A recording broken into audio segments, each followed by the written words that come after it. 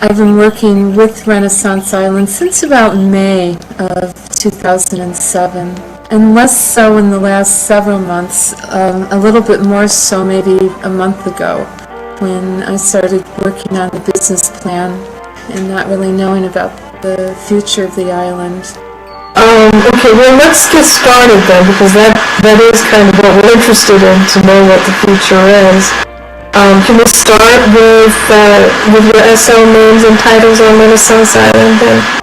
Well, I'm Korrigan Keynes, and I'm one of the island coordinators, and I consider myself a humble servant of the parish. Korrigan, then, could you give us a background on the history? The island was created around February or March of 2007, and it really sprang into life in April of 2007.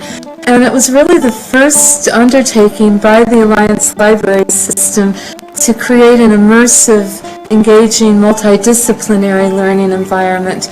The Alliance Library System, of course, has the Info Island archipelago, but this was the first sim that really combined education and role-playing for that type of immersion. A benefactor had initially provided funding for the island and then turned it over to the Alliance to manage.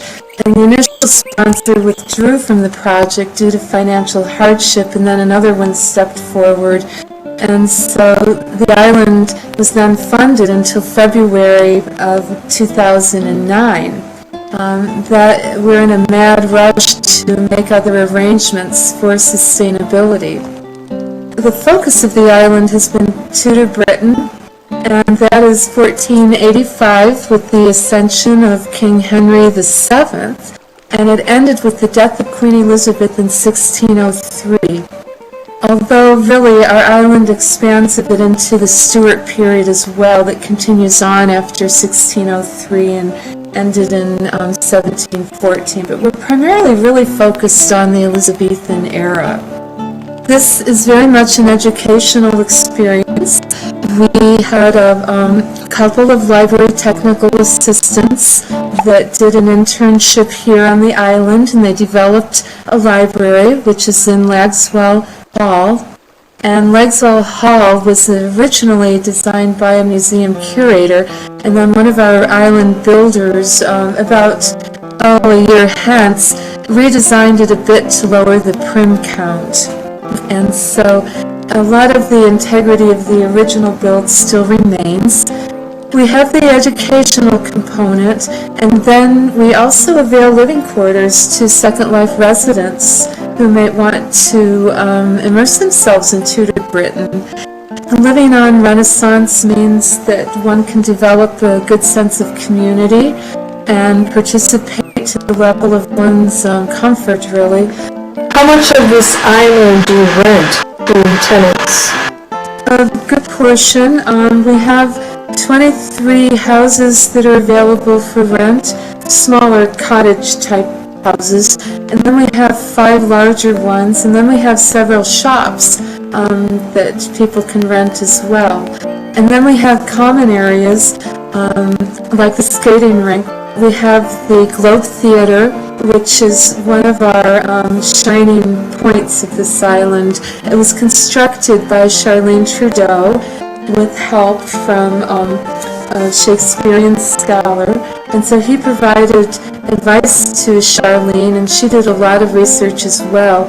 And we also have a jousting area, and that's been very popular, and we do have regularly scheduled tournaments.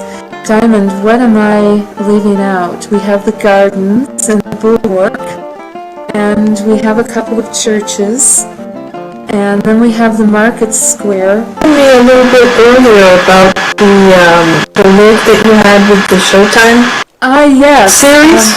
Yeah, we did. And so in May of 2007, we partnered with Showtime to bring the first 2 episodes of their series, The Tudors, in World onto Renaissance Island. And we watched it as a group, and there was a representative from Showtime with us. And so that was pretty exciting. We have high hopes for what can go on Renaissance. Many colleges and universities are asking their faculty to be more involved in emerging technologies. And so this is one way that they can really be involved in that, in the classroom setting. How do they incorporate new technologies into their teaching methods and pedagogy? And it gives us a better understanding, really, of our world to this very day, to understand what happened in that time period. And so we would like to offer various seminars on different topics within the tutor period. These are projects that you're considering for the future, or have you done some already? We have had some classes here, primarily literature, and then there was a technology. I want to say they were using machinima, and so it was some type of new media class that used the globe actually for part of the staging of Macbeth. But it would be a great opportunity for history classes to visit. We're not perfect. I say my mantra is that we are on a journey to authenticity. As we learn and as we find better ways of constructing builds, the island becomes more authentic.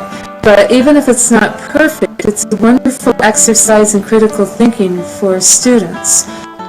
Significant events in British history can be examined in an otherwise unattainable format. So the possibilities are really endless.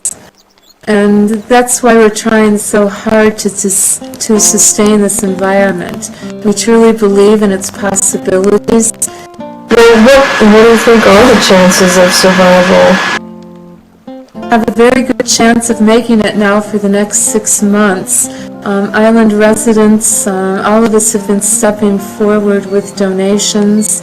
We do have a business plan, 90% with commitments of what we need to sustain to August. We currently have nonprofit status as an educational organization with the Alliance, and the Alliance is going to carry us as long as we were able to meet our fund goals for the next 6 months till August.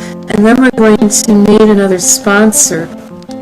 Okay, let's see. What would you like our RezLibris readers to know about Renaissance Island and the changes that may affect it in the new year?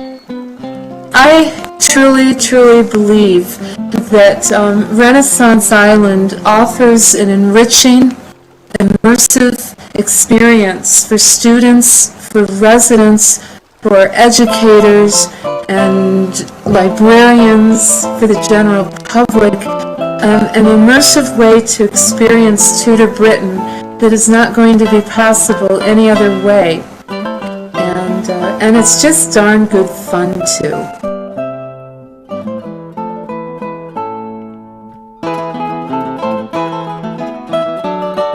So, do you have any other questions? I'm pretty much questioned out.